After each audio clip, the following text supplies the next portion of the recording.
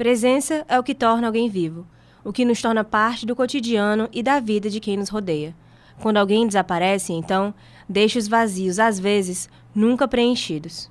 Porque todos os meses ele vinha aqui em casa, mais ou menos essa hora. Ele chegava aqui, sentava, conversava um pedacinho com a gente, e aí só dava tempo mesmo eu fazer um chá ou um café, aí ele ia embora, né? Aí no final eu fiquei assim, notando, meu Deus, o que o Chico tem? Eu tô achando ele tão triste. Aí quando acontece, né? Desaparecimento. O que fazer quando uma pessoa desaparece? A quem recorrer quando uma pessoa querida some sem dar notícia? Aqui no Ceará, a realidade das pessoas desaparecidas e de seus familiares é passada de órgão a órgão pelo Estado. Sem uma política de busca e de cadastro definidas, as pessoas desaparecidas acabam sumindo, mais uma vez.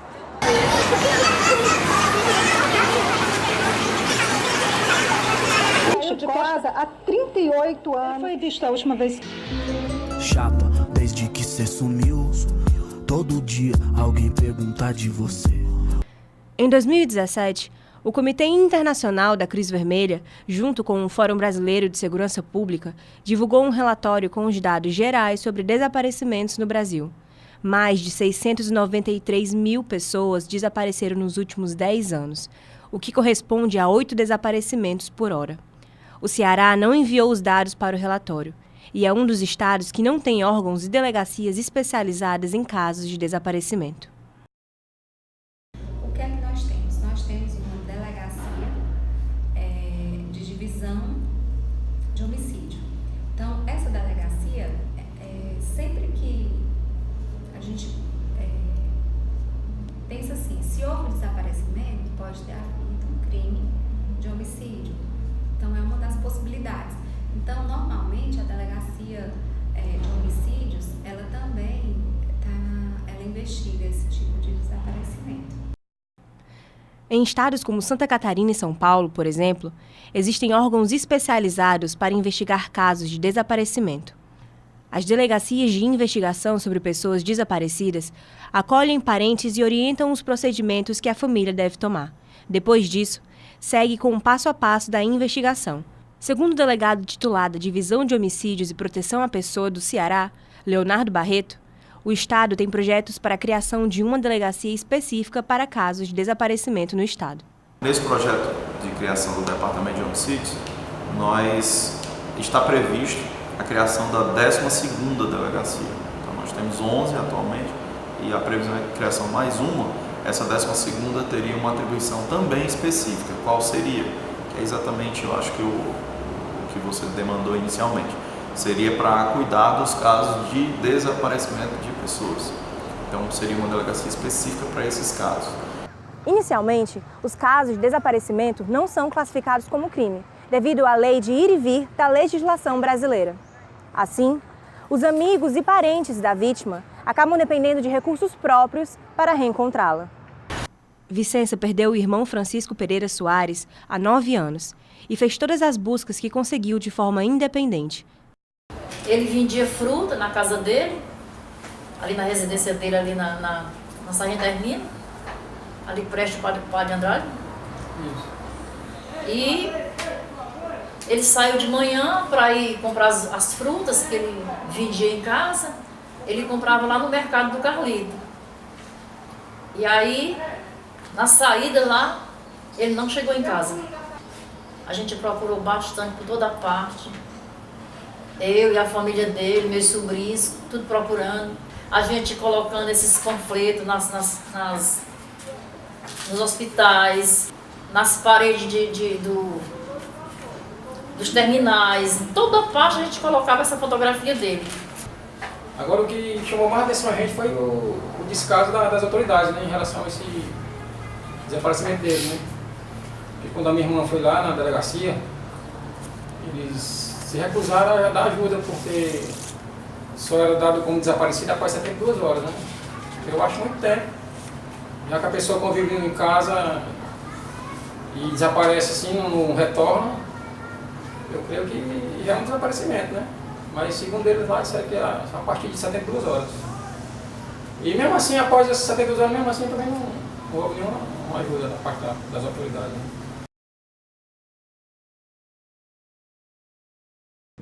Até 2016, o Centro de Referência em Assistência Social de Fortaleza, o CREAS, era responsável por registrar os casos de pessoas desaparecidas na capital e dar o primeiro atendimento às famílias das vítimas. Em 10 anos, 1.356 casos foram registrados no órgão.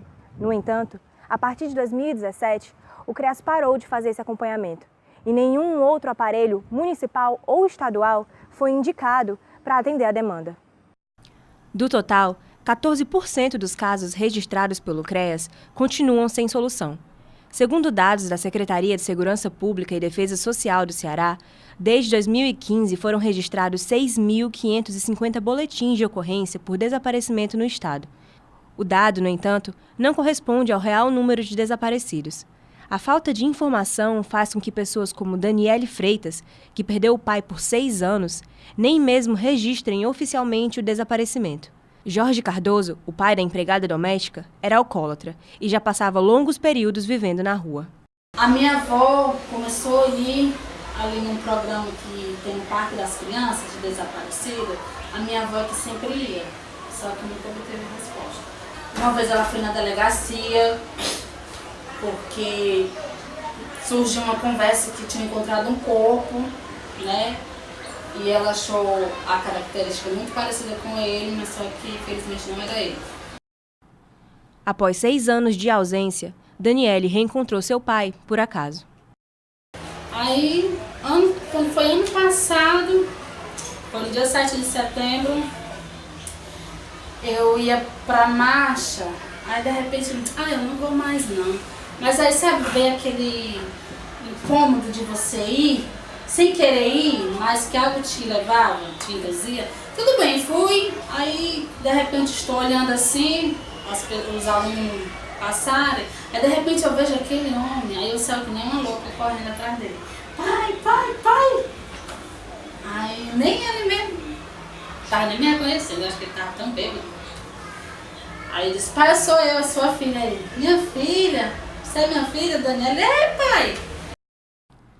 O reencontro, após anos de ausência, não é sempre fácil. Daniela explica que ainda hoje o pai não quer morar com a família. Só que quando ele sai, ele não vem para minha casa. A gente se encontra na beira-mar e vai dormir no estacionamento e acho que é Dom Pastel. No dia seguinte ele vai retornar para casa. Mas não sei o que é isso que tem com ele, porque ele não quer mais ficar na casa da minha avó. Só veio uma vez aqui, né, para ver minhas filhas, né, e bisneta, aliás, e pronto. Assim como Jorge, o retorno de Juscelia Gomes após desaparecer por 8 anos quando criança não foi fácil. Gisélia Gomes, sua irmã, conta que a mãe deixou a filha na casa de uma família durante o período após a morte do marido, quando passou por dificuldades financeiras. Mas esses 8 anos que ela ficou... Eu não sei se eu choro, porque...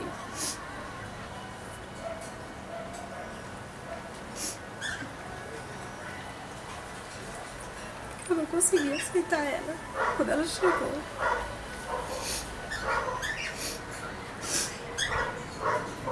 Eu acho que talvez seja por isso que eu choro, sabe?